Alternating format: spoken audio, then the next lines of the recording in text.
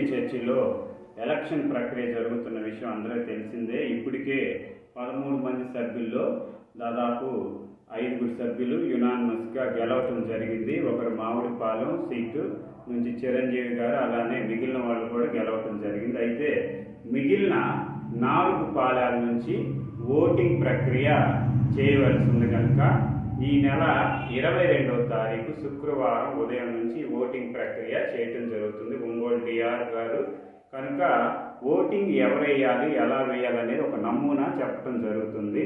ఇలాంటి ఐడి కార్డులు మెంబర్స్గా చర్చ్ మెంబర్స్ని డిఆర్ ఆఫీస్ వాళ్ళు తీయటం జరిగింది. సో ఈ మెంబర్స్ ఈ కార్డు ఎవరైతే కలిగి ఉన్నారో వీళ్ళంతా కూడా ఓట్లు వేయటానికి అర్హులు. ఫస్ట్ ఓటు వేయటానికి వచ్చేవాళ్ళు మీతో పాటు ఈ ఐడి కార్డుని తీసుకుని రావాలి. తర్వాత ఓటింగ్ ప్రక్రియ ఎలా ఉండవచ్చునంటే, ఓటింగ్ ప్రక్రియ మనకి ఇలాంటి స్లిప్పులు ఇస్తారు. ఇదిగోండి ఇలాంటి. ఇప్పుడు ఎల్లో కలర్ అంటే క్లౌపేట, ఎల్లో కలర్ క్లౌపేటలో ఉంటుంది.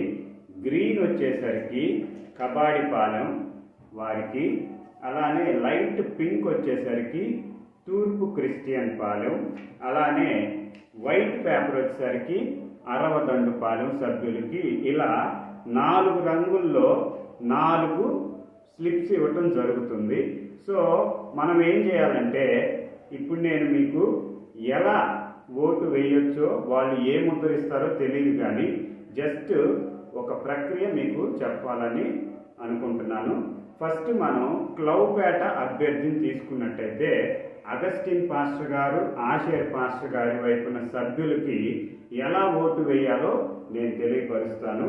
ఫస్ట్ ఈ ఐడి కార్డులు ఏవైతే ఉన్నాయో డిఆర్ ఆఫీస్ వాళ్ళు వెరిఫై చేసుకొని మీరా కాదా అని వాళ్ళు వెరిఫై చేసిన తర్వాత మిమ్మల్ని ఓటు వేయటానికి లోపలికి పంపిస్తారు. పంపించినప్పుడు మీకు ఇలాంటి స్లిప్పులు ఇవ్వటం జరుగుతుంది. ఇక్కడ నెంబర్ నోట్ చేసుకుంటారు. చేసుకున్న తర్వాత ఏం చేస్తారంటే, ఇలాంటి సింబల్ ఏదో ఒకటి మీకు ఇచ్చి,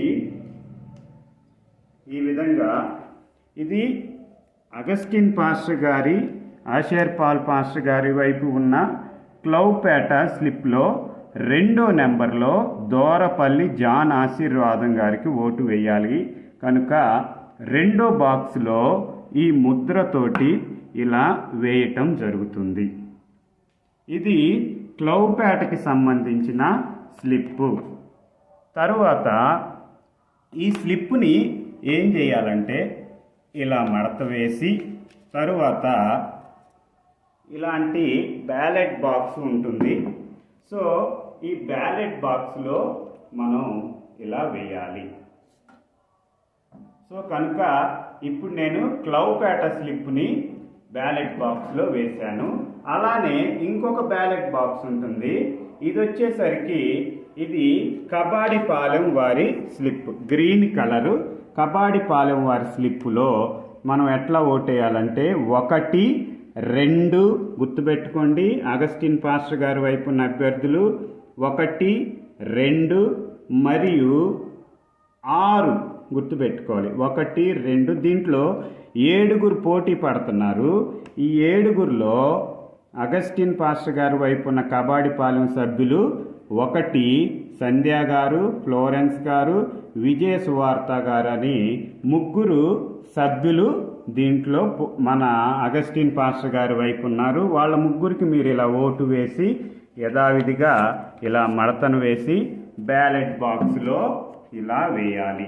తరువాత మీకు ఈ పింక్ కలరు ఉంది కదూ, ఈ పింక్ కలరు తూర్పు క్రిస్టియన్ పాలెం, తూర్పు పాలెం వారికి అగస్టిన్ గారి వైపు ఉన్న అభ్యర్థులకు ఓటు వేయటానికి 1 మరియు 2.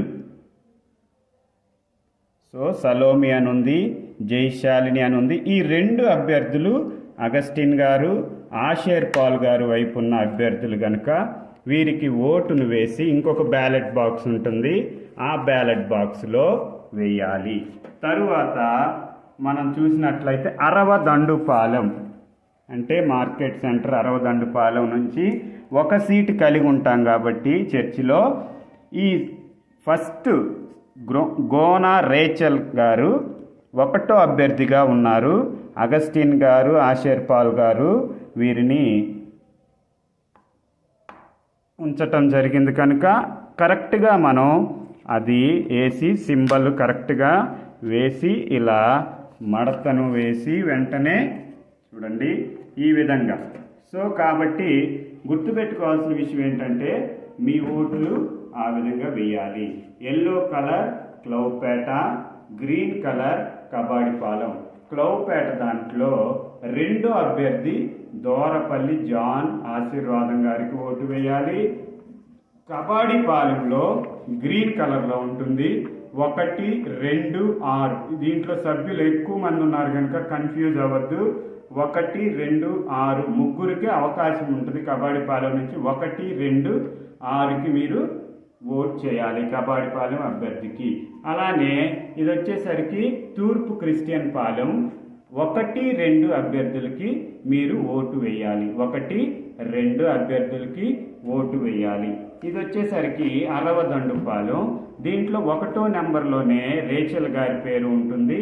1వ నెంబర్ గుర్తుపెట్టుకోండి, వైట్ పేపర్ ఉంటుంది.